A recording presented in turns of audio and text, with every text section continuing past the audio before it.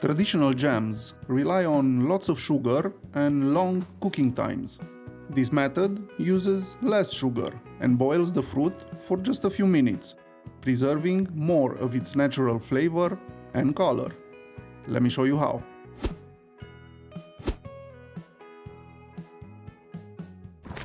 Before starting, I like to thoroughly wash and rinse my jars. Then I place them on a metal tray, put them into a cold oven and heat them at 150 C for about 15 minutes. This gets the jar nice and hot while the remaining moisture evaporates, so they're ready for the jam. While they're in the oven, I can move on to the next step. This recipe works great with strawberries, plums, cherries, peaches, and in this case, apricots. The riper the fruit, the better the jam.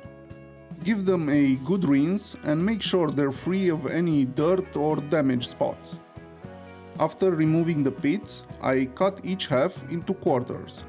As the fruit cooks, some of the pieces will break down while the others stay intact, giving the jam the chunky texture I personally prefer.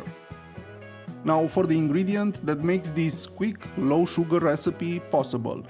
I'm using a 4:1 jam setting mix. In other words, the recipe uses 1 part sugar for every 4 parts fruit. It helps the jam set after just a few minutes of boiling, preserving more of the fruit's natural flavor and color.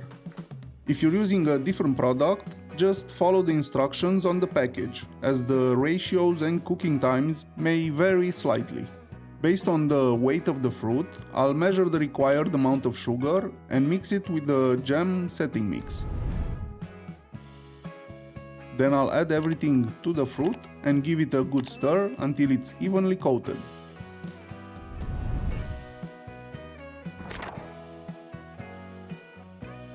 Transfer everything to a heavy bottom pot and set the heat to medium.